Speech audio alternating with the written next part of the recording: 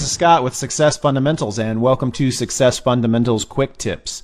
We're going to do a series of 5 short videos here on achieving your goals. It's coming up on the new year, and a lot of people are thinking about New Year's resolutions, and we've got some tips here that might help you achieve your goals.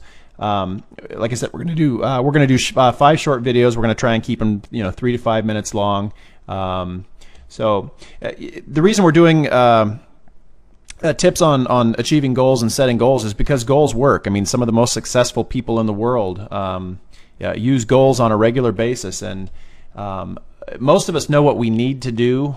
We know that we need to lose some weight. We know that we need to change our job. We know that we need to do this or that. The challenge is actually getting ourselves to do it, and that's where goals come in. A lot of us have a New Year's syndrome where, okay, New Year's is coming around and I have to set my goals, and the fact is most people set New Year's resolutions and within 2 weeks they completely forget about them. And so we've got some things here to help overcome that. And having said something about the New Year's syndrome is what I call it, you need to treat goals as more of a lifestyle as opposed to just, okay, this is something I'm going to do in New Year's. You actually have to you have to review your goals on a daily basis, and you have to modify and change your goals every say 3 months. You want to sit down and take the time to see, are you getting closer to your main goals, or are you getting further away? And it's something that you need to keep in front of you. And so just setting a New Year's resolution usually doesn't work. You want to stretch it out through the whole year, and you need to have a goals program, like I said. Achieving goals takes discipline, but again, we've got some things here that are pretty simple. If you think, or would you be willing to spend 3 to 5 minutes a day working on this if you could achieve all of the goals that you've set? And I think the answer is yes. Most people would be willing to sacrifice 3 to 5 minutes a day to do this. So goals are meant to stretch our current abilities. We don't want to set goals that are so far outlandish that there's just no way of achieving them. And I think that's one of the mistakes that people make. I've got a goal to make. Someone might make a goal to make $5 million in 1 year. Well, that's for a lot of people that's pretty far out there. So you want to make sure that your goals are attainable, but they stretch your current abilities. They want to make you work harder, and you can create a series of goals. Having a goal to make $5 million, there's no problem with that, but you might want to break it down, and you might want to make a 10-year plan to do that and break it down into, okay, in year 1 I want to do this, in year 2 I want to do this. But the fact is that you don't want to set yourself up for failure right from the beginning. So you break it down, chunk it down into smaller goals, and set it up to just stretch your current abilities. By setting a goal and creating a goal plan, you can actually create your future rather than just let it fall into place. I mean, so many people just seem to kind of coast through life and let fall into place, and let circumstances and life just kind of come at them, and it just falls into place. Well, that's if you really want to achieve something, you've got to create your future yourself and take control of it rather than just letting it fall into place. So this is nothing new. A lot of people have talked about goals, but I think it's a good time of year to review some of this stuff, and repetition is always good. You need to hear this stuff over and over again. So anyway, tip number 1, probably the most basic fundamental when it comes to goal setting, is to write it down. But a lot of people don't do it. Goals have to be in writing. There's no getting around it. A goal that's not in writing is just a wish or a dream.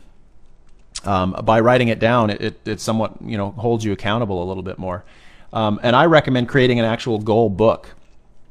And when you write a goal down, dedicate a page in your book for the goals, and you need to, rather than just write it down, you need to think about it. Ask yourself the questions when you're writing this stuff down. What's it going to be like? What's it going to mean to me when I achieve this goal?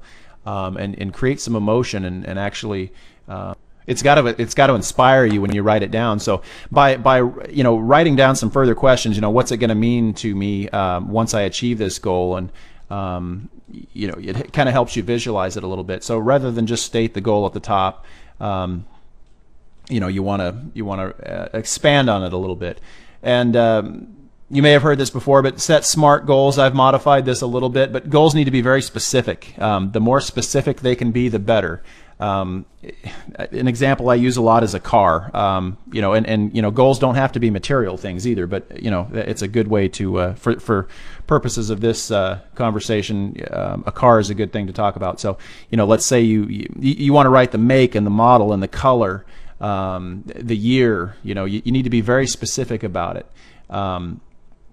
You can't really hit a target unless you specifically know what that target is. So by being very specific and crystal clear on what exactly you're looking for, and it may change. There's no problem going back and changing this stuff at some point. Goals aren't set in stone to where you can't go back and modify them a little bit.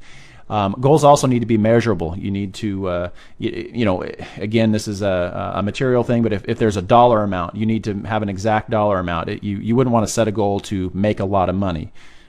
You want to make $10,000 in the next 45 days or something like that. You want it to be measurable, again, so you know when you've actually achieved it.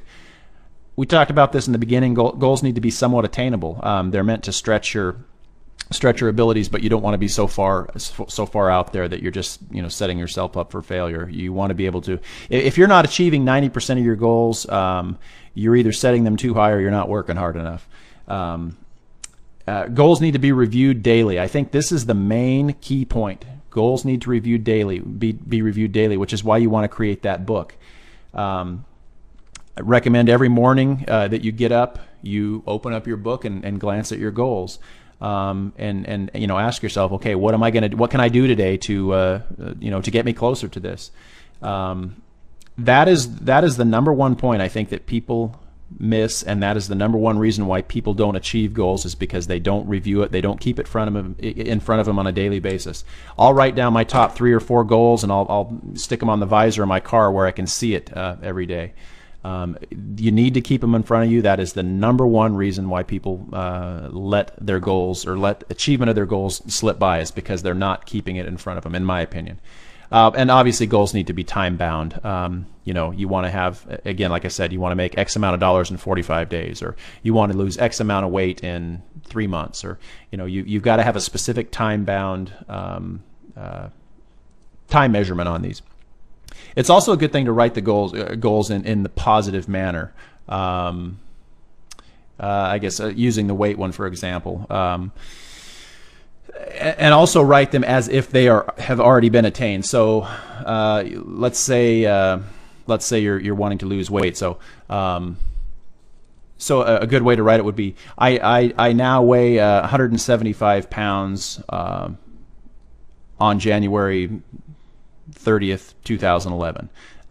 So you write it as though it's already been attained. That kind of helps your subconscious mind change your beliefs a little bit. That you're telling your subconscious mind that you've already achieved this. That's another real good thing that I should have on here, is write it in the positive. So anyway, that's tip number 1, and hope to see you on tip number 2.